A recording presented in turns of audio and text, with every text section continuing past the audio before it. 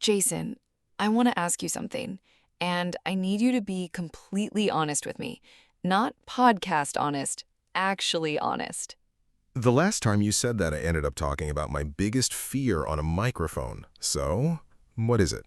Think about the hardest period of your life, the one that tested everything, where nothing was working and everything felt heavy.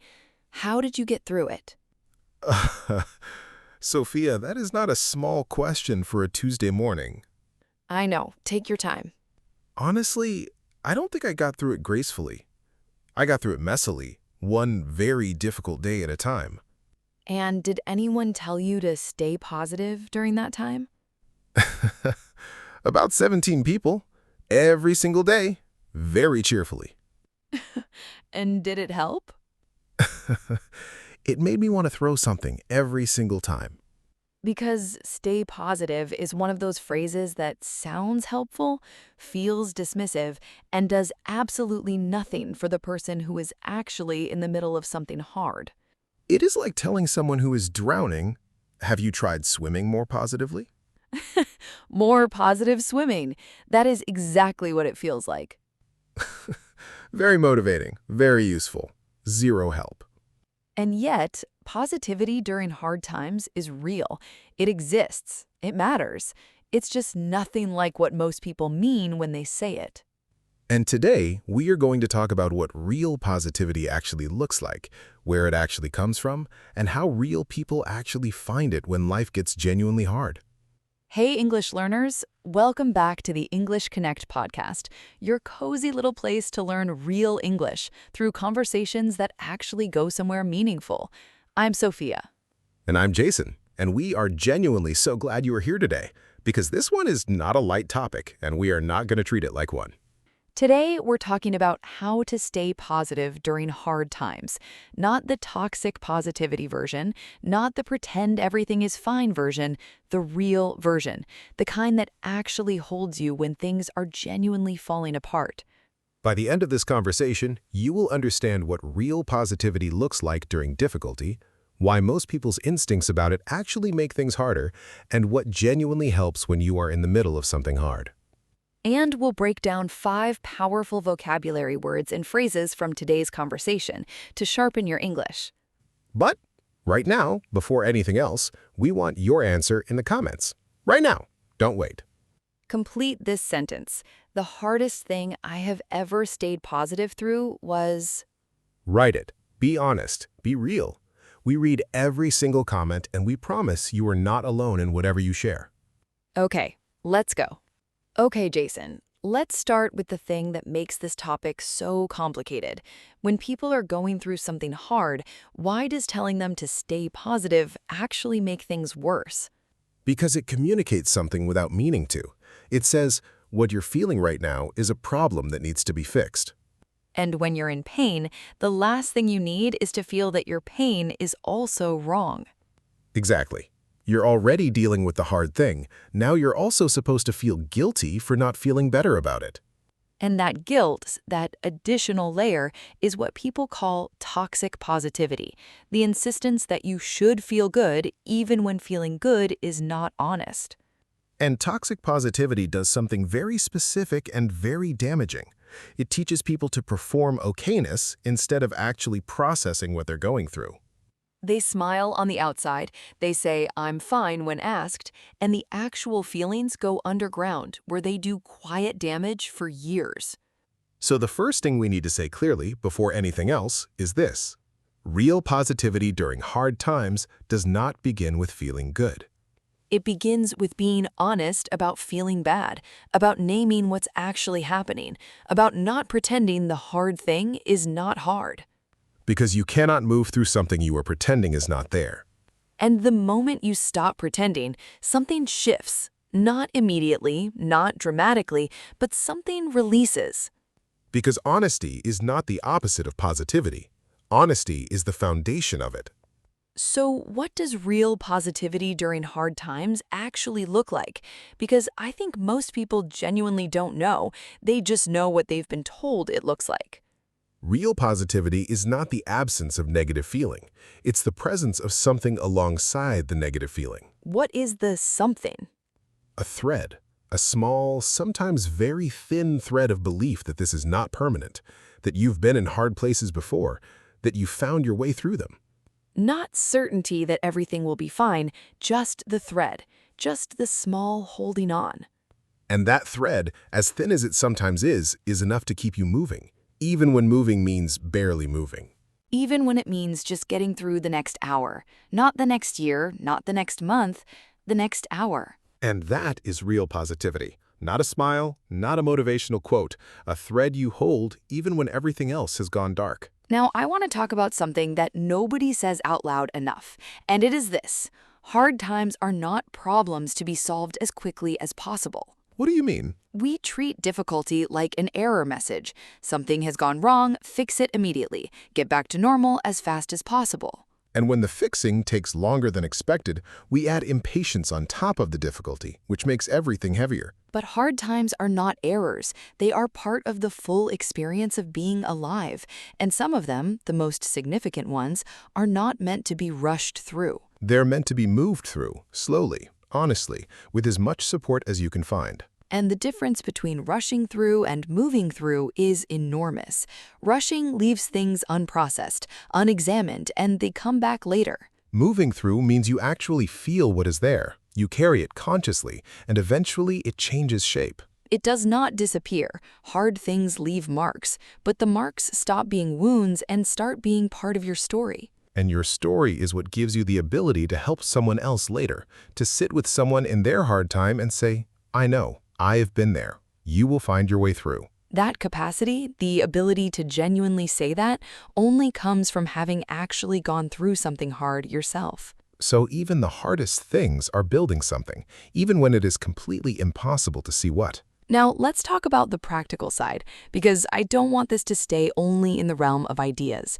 What actually helps in the daily, specific, unglamorous reality of a hard period? The first thing, and this surprises people, is to make the window of time you're thinking about smaller. What do you mean? When you are in a hard time and you look at the full picture, the whole situation, all the ways it might not resolve, it becomes completely overwhelming. The mind cannot hold all of that and stay stable. It's just too much. So you make the window smaller. Instead of, how do I get through this situation, you ask, what is one thing I can do today that is good for me? Not the solution, not the resolution. One good thing, today. And that one thing might be very small.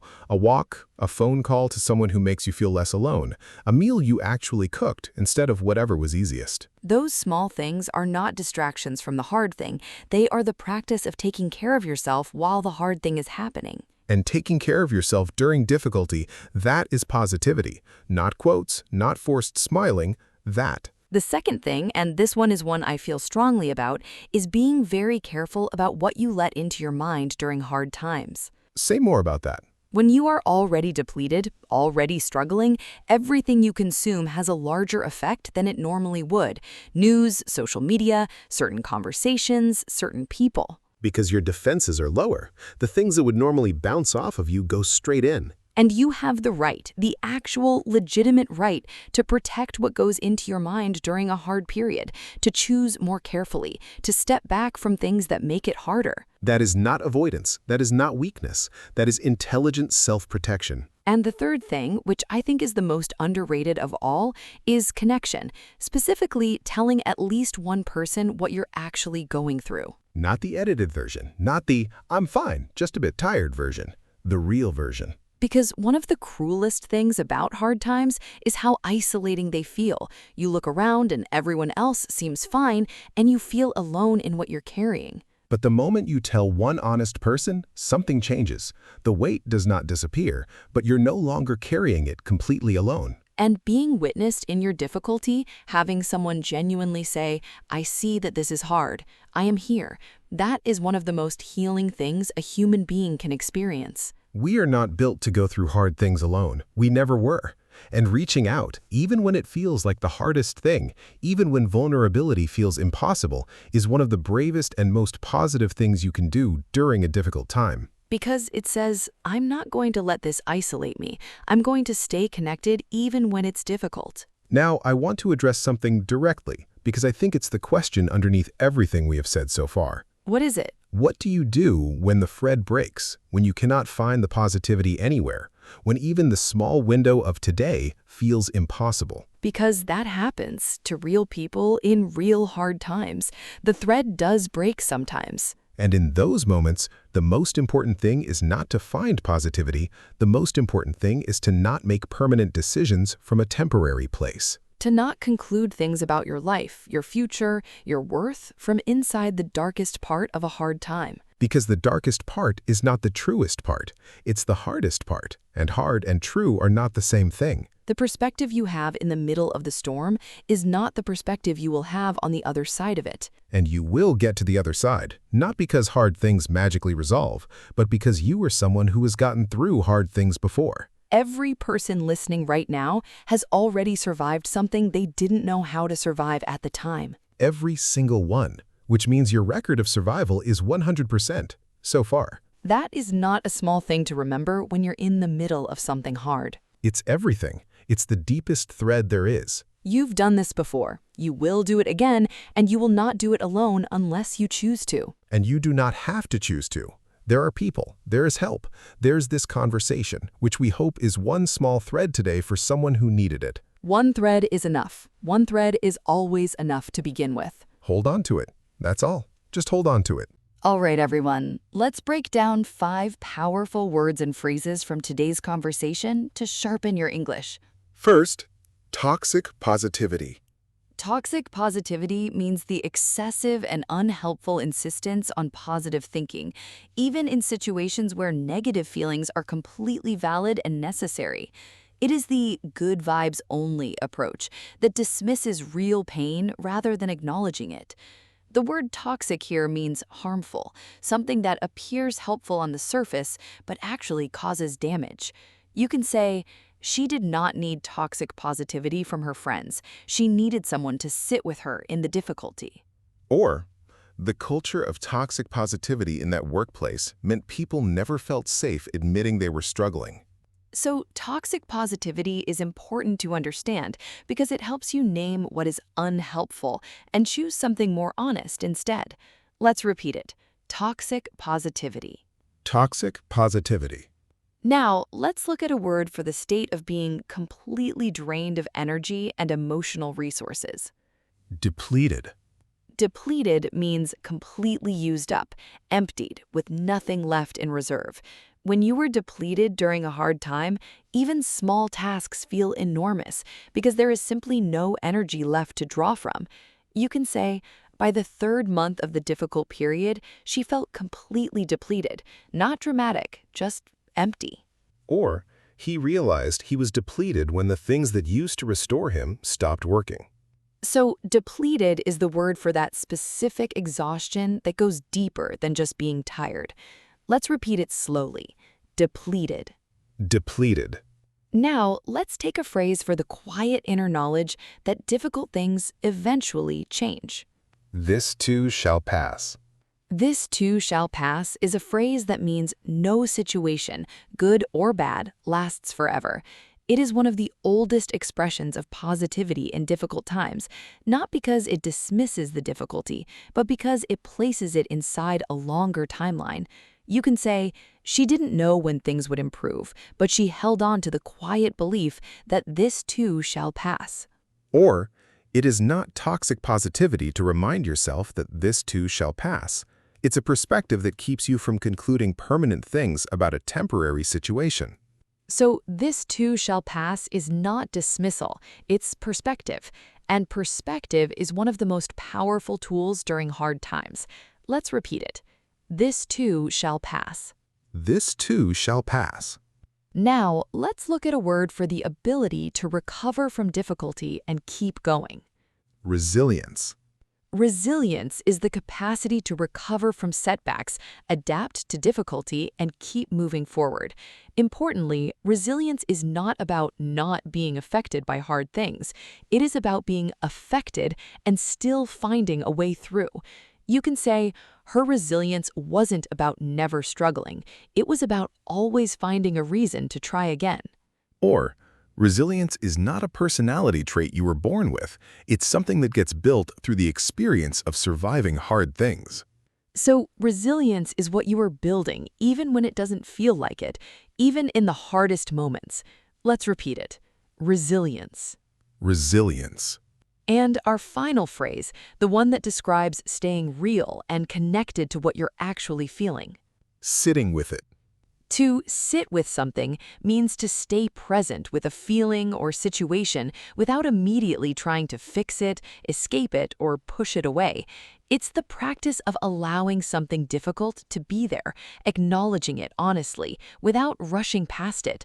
You can say, instead of trying to fix how she felt immediately, she just sat with it, and slowly it shifted. Or, sometimes the most helpful thing you can do for a friend is not give advice. It's just sit with them in what they're feeling. So, sitting with it is not passive. It is one of the most active and courageous things a person can do during a hard time.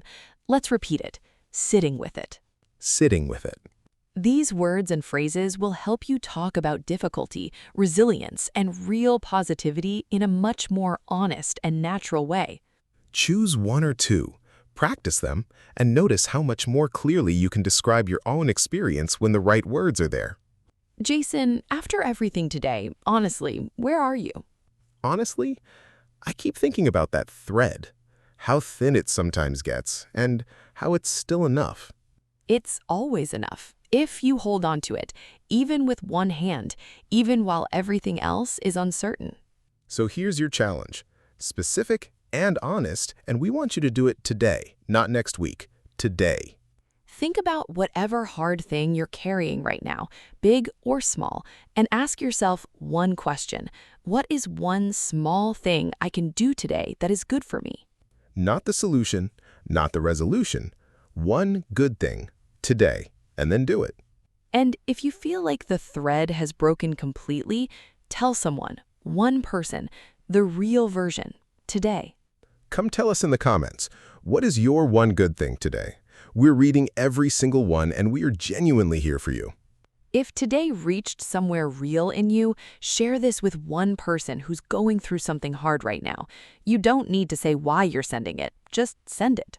Subscribe, leave us a review, and stay with us. We're here every single week. And here's what we want you to carry today. Hard times do not mean your life is broken. They mean you're living a full life, which includes difficulty alongside everything else. And somewhere in the middle of what you're carrying right now, there's a thread. It might feel very thin today. It might be the thinnest it's ever been, but it's there. The fact that you're here, listening, still trying to find your way through, that's the thread. You don't have to feel positive today. You don't have to smile. You don't have to pretend. You only have to hold on. 1 hour, 1 day, one small good thing at a time. And if you can't find the thread alone, reach out. Someone will help you hold it. That's what we're here for. That's what we're all here for. You're not alone in this. You never were. This is Sophia. And this is Jason. Signing off from the English Connect podcast. Bye. Keep learning, keep growing, and whatever hard thing you're carrying right now, you're stronger than it. You've already proven that. Keep going.